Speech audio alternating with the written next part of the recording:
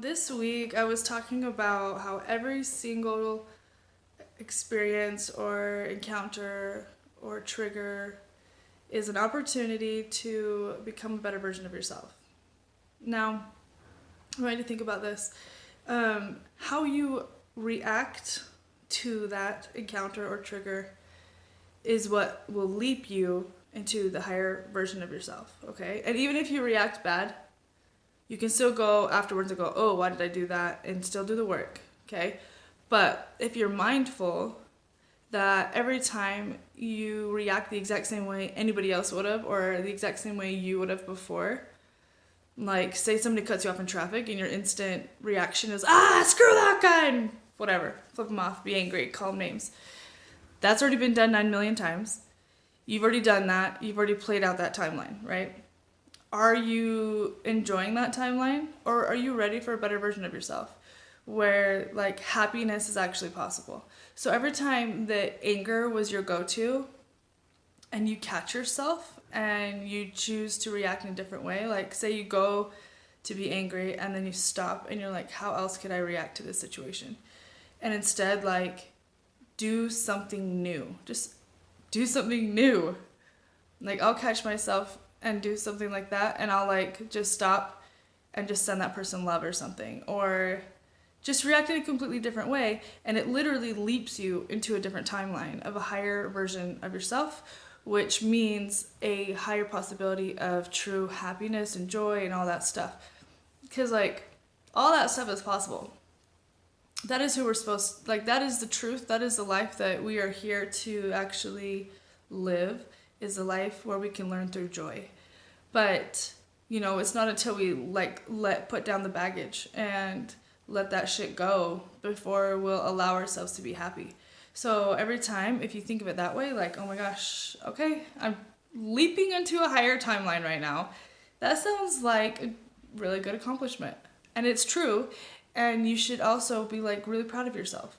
And now there's going to be times where you fall into the old pattern and you do something stupid like you would have before. Stupid's not a nice word, but like you fall into your old pattern. That's okay too. And you need to allow yourself to have compassion for yourself, forgive yourself, and choose to do better next time. And also still go in and say, where did that trigger come from? Why does that piss me off so bad? Yeah. Because I feel like anger especially is just the acceptable emotion in today's world. Like nobody wants to see you feeling, like, you know what I mean? Nobody wants to feel vulnerable, expressing sadness or all these different things. But anger is like the go-to. And so it's just like an acceptable emotion. And for some reason people think it's like tough. It's not. Okay? It's not tough. It's what we do when we're at our wit's end and we're frustrated and we don't know that there's another answer. And we're desperately needing to be understood, and we're desperately needing to look at ourselves, understand ourselves, and to validate our emotions. We are desperately needing our own pain and suffering to be validated. But it needs to be validated by you, by yourself. So that's what creates so much anger in our body. We have so many emotions that we were never taught to express, or that we weren't allowed to process, we weren't allowed to show them, so they're just bottled in there. So then we explode and react in anger in an attempt to somehow relieve that pressure. But until we can actually address what it is, what it really is, what's all these things brewing in there, sadness, rejection, abandonment, jealousy, not enough, that you have to sacrifice yourself for others. All these things are just brewing in there that you're afraid to look at, or you don't know how to look at, and so you just react in anger. But that doesn't have to be your solution anymore. It doesn't. It does not have to be your solution anymore. And there's so many beautiful ways that you can begin to do this work. But meditation, I know I say meditation probably every single time I do a video, but like, it will change your life. It truly will change your life. And I can actually teach you how to walk yourself into those spaces and connect with yourself and start doing that work and connect with your higher self and bring union and like unity to all these aspects of yourself that are just dying. That's all they want, is to be in union with you, but they're just like lost and ignored and neglected. And a good way to look at it is, if you think about each trauma, each negative emotion or painful thing or aspect of yourself that you've accepted as true, each perception of yourself that you've accepted as true, they're like little kids who, like a toddler, and all they want to do is be heard. Okay, that's all they want to do is be heard, and eventually they're gonna be heard. So you can ignore them as long as you want, but eventually they're gonna throw a tantrum.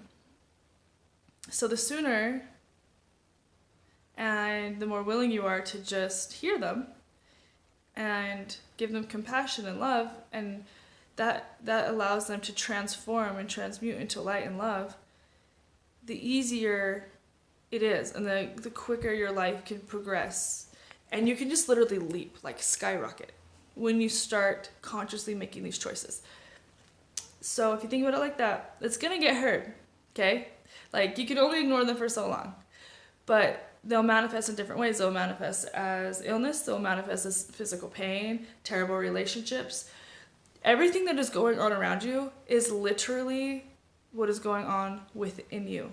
If you're looking around the world and you're seeing everyone is angry and mean and screwing you over, or everyone is sad and broken and hurt, or everyone is abandoned and nobody has money, or whatever it is that you're seeing in the world around you, it is because that is what's going on in your inner world, 100%.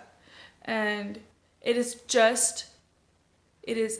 just trying to get your attention to focus you back on the inner, back to those little toddlers who just need some gosh damn attention.